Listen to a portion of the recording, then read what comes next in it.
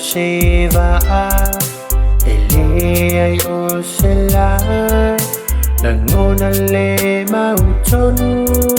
O tupu mai pea Mea ia sa tatalo ia awane Io o mai Samoa Le feva e vai ai Le ua va aia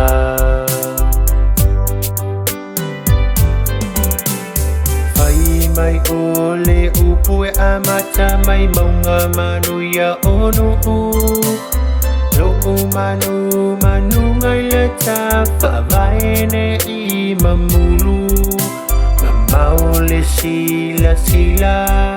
Whanau ne ia whaina Le saolo tonga I whaoa E le ta mau ainga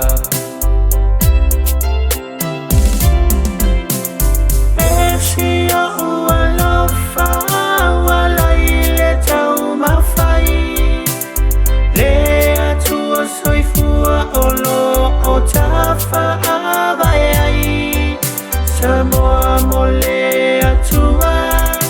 Neingalo ia mana tua va ai I pei o Israelu mayana mua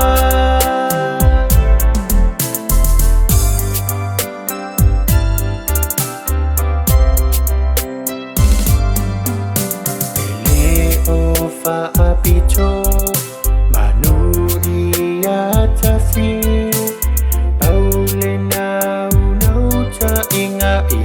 Le fea lo fani Le fainga malo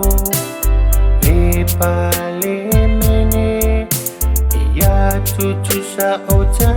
I whapea male lau tele O tau le atunu Ia tau se ia pia le mamalu La foa ina so ona fai a ufa alongo atu Ua mai tawina e amata ile te talo So o ai vao ngā masau no anga so ona lafo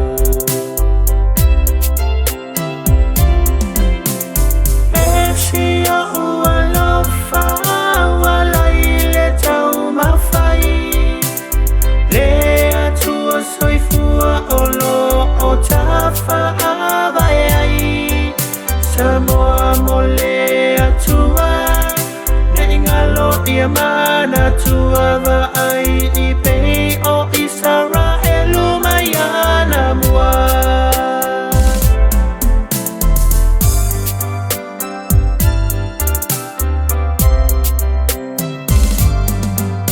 Le whainga malo O te whaafetai Ia tina e masuinga walasi ai I le vai Paule fau tuanga tanga Ia nele soifuanga Tau o loa wa maua lunga Lai titi le tupe maua Painga fau pufai o sau Ni le palota HRPP le fest manisi Wale maua sua fa Fai malu o le faiva Fa amoe I le atua Ele o folanga a ia Fa maoni I le tautua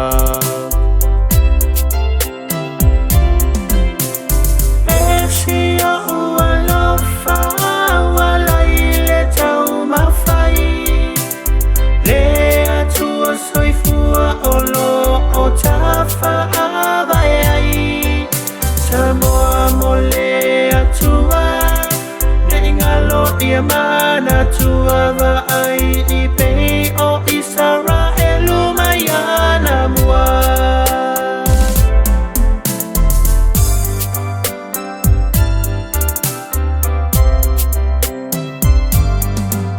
Mola Samoa tau tua na lau palota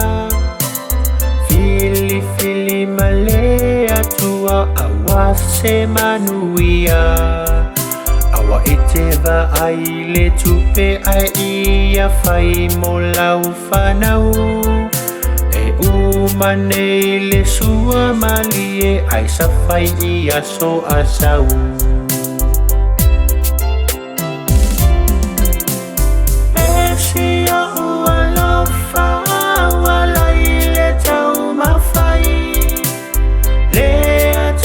Soy fua olo o tafa